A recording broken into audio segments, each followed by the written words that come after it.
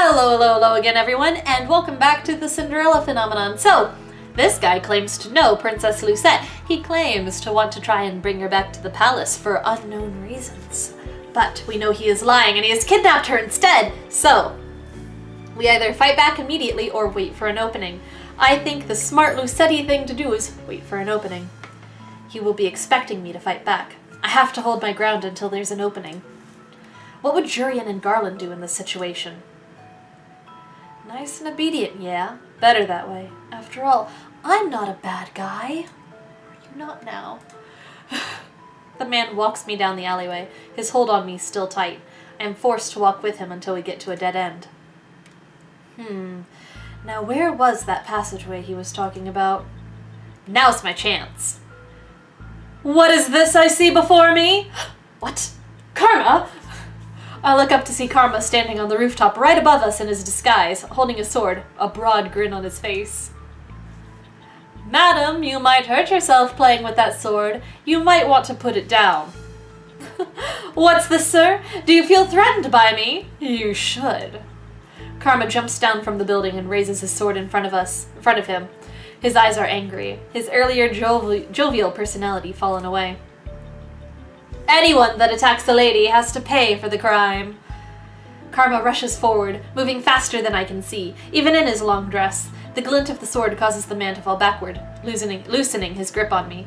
I step back from the man's hold and watch as Karma points his sword at the man's neck.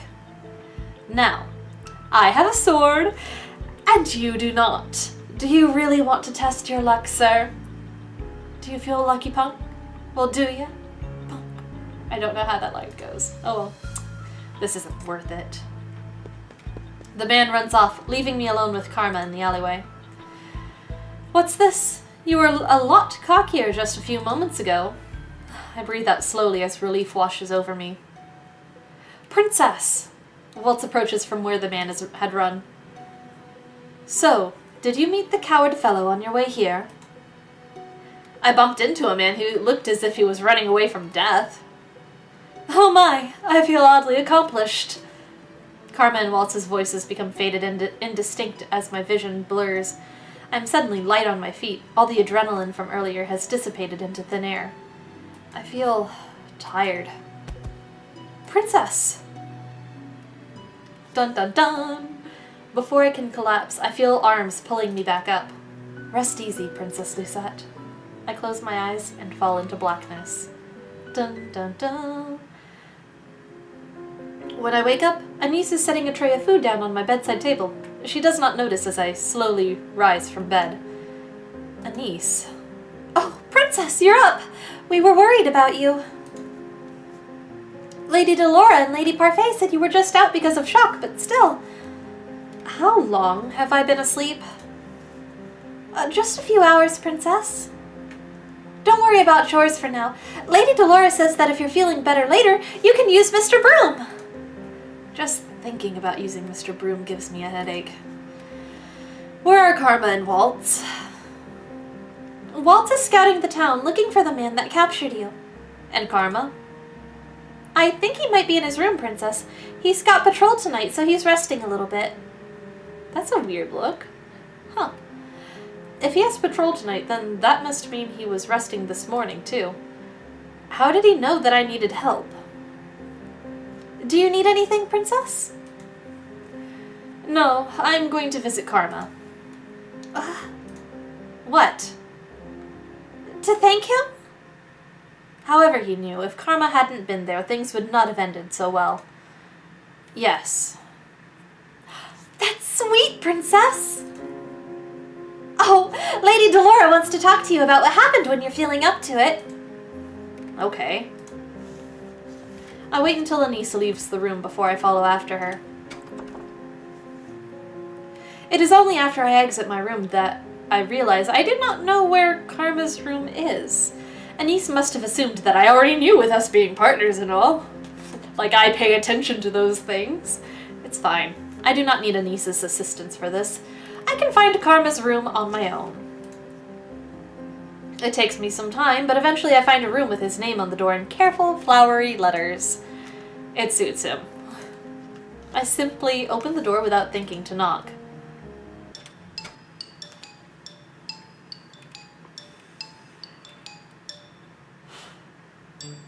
I expected to find Karma lying in bed, but instead he is standing in front of a mirror, changing his clothes. Half naked. Alright, at least he's got pants on. At least there's that. Is that a tattoo of a rose that I see right over there, huh? Huh? Do the flower petals disappear depending on how long he has left of the curse? Beauty and the Beast, is that it?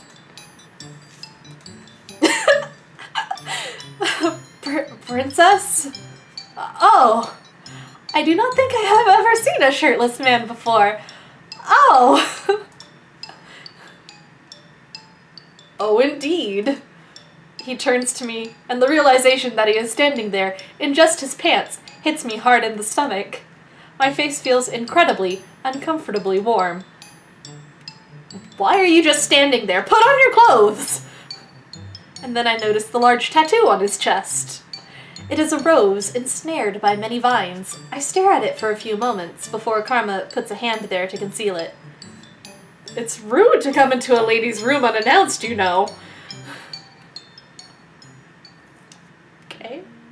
Karma slips his usual dress on carefully over his head and then approaches me. I take a step back without realizing. Karma raises an eyebrow, then smiles at me mischievously. It is a familiar look, but it rattles me more now than it has ever before. My princess, you're as red as a tomato. Are you okay? Does this man always need to point out the obvious? I'm fine. There's no need to shout, darling. Now, what did you come here for? To see me, the beautiful Karma?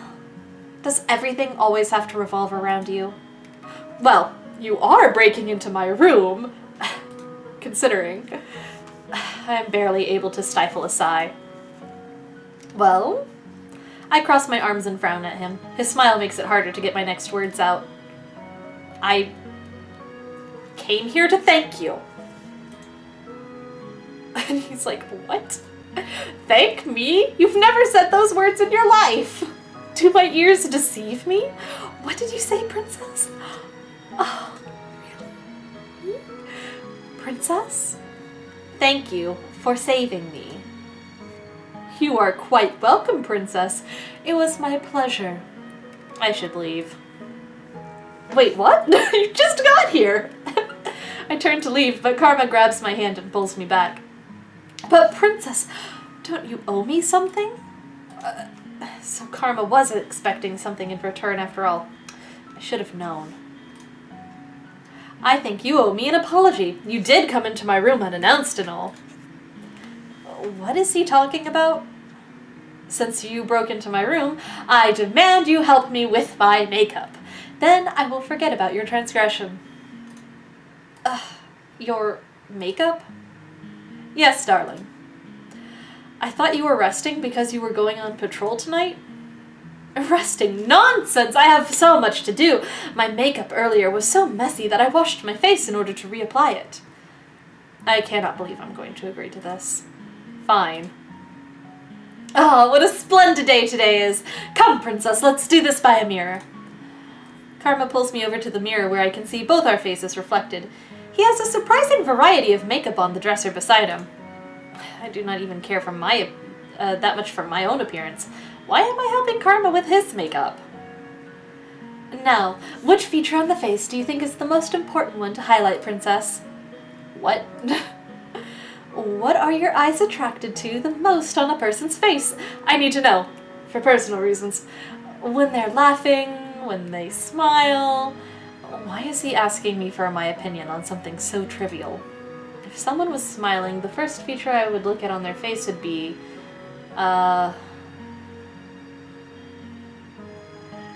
like, is this a really important choice? I'm not sure. I mean, like, obviously most people would look at someone's lips at first if they're smiling, because, you know, you have to smile with your lips, but if I'm being honest for myself, the first thing I always look at would be a person's cheeks. And then it would go to the lips, and then it would come back up to the eyes when we refocus on the conversation. So, I guess I'll say the cheeks. A person's cheeks, maybe? Was that a bad choice? What? I was just guessing, but why do I feel so foolish? Oh, come on! I can't... Don't! Oh! Why was that a bad choice? Why was that a bad choice? Oh, why are you disappointed? Oh. Now I feel bad. Now I feel like I want to go back and change it, but oh, this isn't Mass Effect. It doesn't matter that much in the long run, I guess. A smile moves into your cheeks, too. My princess. Maybe I should start trying to get more definition on my cheeks then. And, like, to be completely honest for myself, too, I really appreciate good cheekbones. Like, good cheekbones are just like... So, that might just be me. I guess. He almost sounds disappointed with me. Was I supposed to say lips? Anyway, I'll let you choose the order of things. Fine. Just don't make me look like a clown, princess. I know how much you like to tease me, but I need to get out of here quickly today. If you need to leave quickly, shouldn't you do your makeup yourself? And miss the opportunity to have you help me? Nonsense. If I can, I'll have you help me with my hair some other time. The way you do yours is beautiful. I always put effort into my hair, as Mother always emphasized the importance of looking like a princess. But I have never received a compliment on my hairstyle before. Karma gives me his makeup supplies and I start layering the color on his face. When we are this close, I cannot help but carefully inspect every one of his features. I do not think I even did something like this with Mother. You know, princess, I don't think I deserve your thanks. I pause and raise an eyebrow at him. What? You've been helping me for a while, and I haven't helped you with your curse at all. What I did today was just coincidence. Coincidence? I'd heard you went to town with Waltz, so I followed you two. I only happened to catch what happened in the alleyway. You managed to see me, even when there were many other people who didn't? I have good eyes, probably. Also, you were stalking us. Probably. It's not like you to be so humble. Lucette, I am once again offended. Stalker, offended. And why were you following us in the first place? You said you were too tired to go into town today. I was worried. It was strange not accompanying you today. Worried? Why would you be worried? Karma looks puzzled for a few moments. He glances at himself in the mirror solemnly, then shrugs. Intuition, perhaps? Waltz mentioned something about feeling watched. Is there something that Waltz and Karma are watching out for that I am not? Karma closes his eyes momentarily, and I take the opportunity to dust his eyes with eyeshadow. He does not seem to mind. Princess, you haven't spoken about what happened today with Delora or Parfait, have you? No, not yet. You came to thank me first? Yes. Oh. Karma falls into silence and I continue to work, sweeping the blush on his high cheekbones. Princess, do you know anything about the man who tried to drag you away today? No. He said only that he worked for the king before telling me he would take me back to the palace.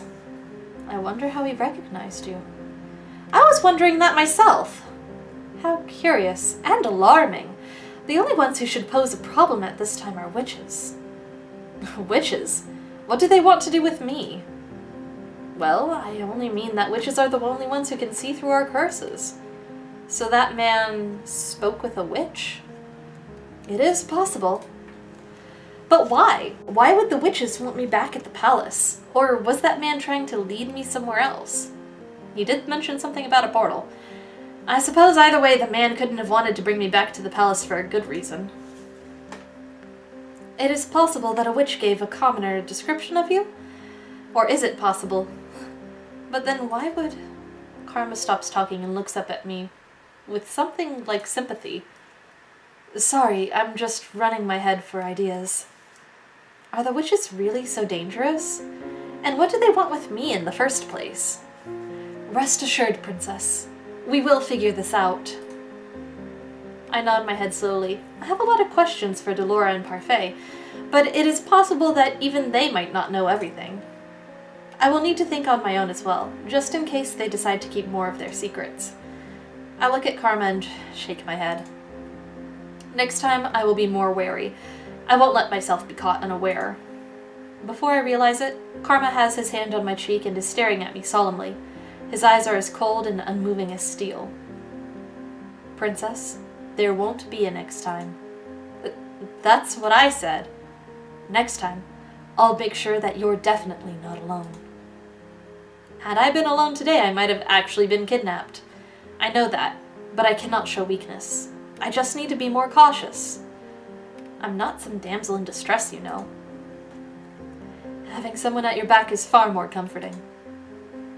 Even on a battlefield, knights fight better together. What's wrong? Nothing. He moves his hand away from my face and stands up, sighing. His eyes look suddenly distant and his posture is stiff. I think we're about done here, right? I haven't finished your makeup, though. Wait, why am I even concerned about that? I was just finishing your cheeks! Oh, sometimes simple is better. Or would you like me to sit back down? I do enjoy being pampered by you, Princess. I take it back. We're definitely done. Good. Thank you for your hard work. In an instant, the mood changes, and a bright smile once again graces Karma's face. As much as I hate to do this, I'm going to have to leave you, darling. I have business in town, and then a patrol later tonight. I probably won't see you for the rest of the day, but thank you. He's thanking me for putting on his makeup? It's such a small thing. You're welcome. You already thanked me, though. Well, now you can tell I'm twice as thankful as the normal person. I do mean beautiful too, though, as well, yes. That doesn't make any sense, but it's Karma. There's a lot of things he says that do not make sense, like those words I spoke just prior. I leave the room with Karma, and he leaves the tavern as I go to find Parfait and Delora. The two of them are seated together in the reception, speaking in hushed voices when I arrive. They both pause to look up at me as I walk into the room. Well, well, well, if it isn't the princess! You took long enough coming to see us. And he's told us you were unharmed. We're glad to see that you're safe, Princess. So, how about telling us what happened? When prompted, I tell them everything that transpired in the alleyway. The two listen and only exchange a solemn glance when I'm done. Do you know something about all this that I don't? Why would the witches be after me in the first place? You remember what we said about the Tenenbaum corrupting witches? Well, those witches don't like seeing curses broken. They meddle where they can because they can. That is why I cast a glamour on you when you arrived here, so that you could remain hidden from magical eyes. I did it to protect you. To protect me? I feel like there's more to this that they are hiding, but I don't think that any amount of convincing will get them to say anything. Forgive us, Princess. We're not entirely sure what is going on either, though if it was a human that captured you, he must be working with the witches somehow. Troublesome, to say the least, but we don't know the details yet. Give us some time to figure things out. Until we figure out who that man is and who he was working for, you need to have an escort with you out of the margin at all times. Do you understand? And once you figure it out, you will tell me? The two exchange another look, which only makes me more frustrated. They are obviously keeping secrets, and right in front of me. We'll tell you once everything falls into place. No worries. Don't worry, Princess. We would never let you be put into any danger. The silence is what ends our conversation. I make my way back to the room, feet heavy. I feel like a fly caught in a spider's web. I try my best to clear my mind as I return to my room. He's so pretty.